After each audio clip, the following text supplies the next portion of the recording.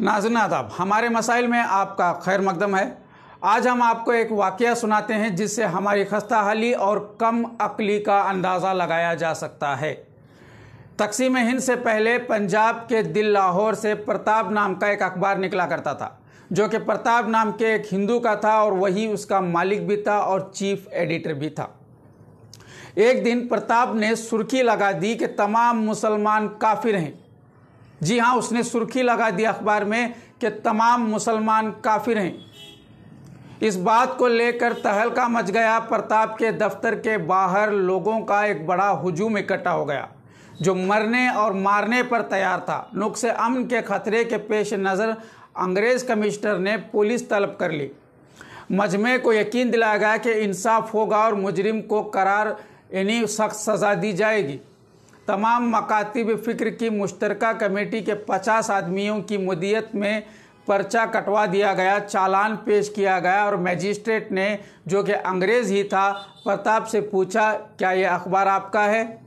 उन्होंने कहा, जी मेरा है। इसमें ये जो खबर शाया हुई है जिसमें ये कहा गया है कि सारे मुसलमान काफिर हैं, क्या ये आपके इल्म और आपकी इजाज़त से हुआ है? तो उन्होंने कहा, जी बिल्कुल, मैं ही इस अखबार का मालिक हूँ और चीफ एडिटर हूँ, तो जाहिर है ये मेरे इल्म और इजाज़त के बगैर तो नहीं हो सकता। तो उन्होंने उससे पूछा, क्या आप अपने जुर्म का एतराफ़ करते हैं? तो तब उस एडिटर ने जवाब दिया, जी जब ये जुर्म ही नहीं है तो मैं इसका एतराफ़ कैसे कर सकता हूँ?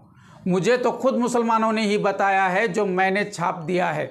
सुबह होती है तो ये लोग स्पीकर खोलकर शुरू होते हैं कि सामने वाली मस्जिद वाले लोग काफिर हैं, और ज़हर के बाद शुरू होते हैं तो ईशा तक हमें यकीन दिलाते हैं कि फ़लाँ मस्जिद वाले काफिर हैं, और इतनी कतई दलीलें देते हैं कि मैं तो कायल हो गया कि वाकई काफिर हैं, और मुझे यकीन है कि अदालत भी यकीन करने पर मजबूर हो जाएगी।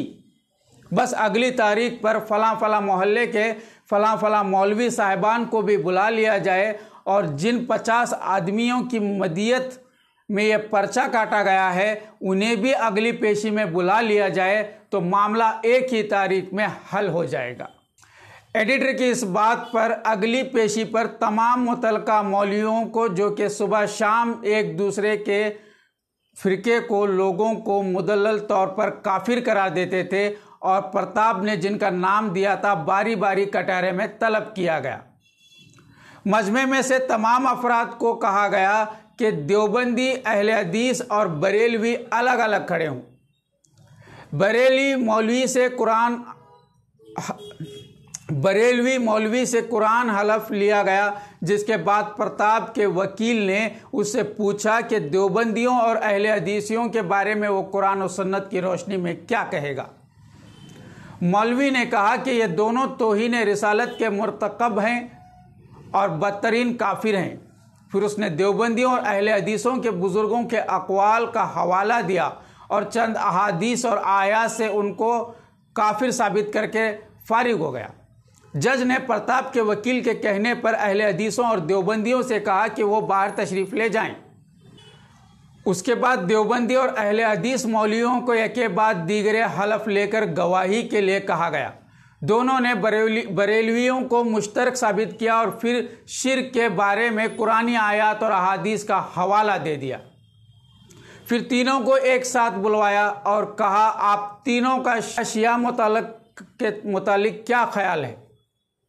तीनों ने मुश्तरका तौर पर कहा, जनाब हम तीनों इस बात पर मुत्तफिक हैं कि शिया हमारी नज़र में पक्के काफिर हैं।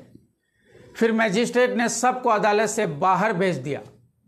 उसके बाद प्रताप के वकील ने कहा कि मजिस्ट्रेट साहब, आपने खुद सुन लिया कि ये सब एक दूसरे को काफिर समझते हैं और बबांग दहल कहते भी हैं, दलीलें पेश करते हैं और काफिर होकर अदालत से निकल भी गए हैं। अब अदालत में जो लोग बचते हैं उनमें से मुद्दईयों के वकील साहब भी इन तीनों फ़िरकों में से किसी एक फ़िरके के साथ ताल्लुक़ रखते हैं, लिहाजा ये भी काफिरों में से ही हैं। बाकी जो मुसलमान बचा है उसे तलब कर लीजिए ताकि केस आगे चले। मजिस्ट्रेट ने केस खारिज कर दिया और प्रताप को बाइज्जत बरी कर दिया और प्रताप अखबार को भी दोबारा बहाल कर दिया। अफसोस कि यह धंधा तकसीम हिंद के 70 साल बाद भी जारी व सारी है। आज के लिए इतना ही। इसी प्रोग्राम की अगली किस्त के साथ बहुत जल्द हाजिर होंगे। तब तक के लिए इजाज़त दें। तो देखते रहें यस इंडिया।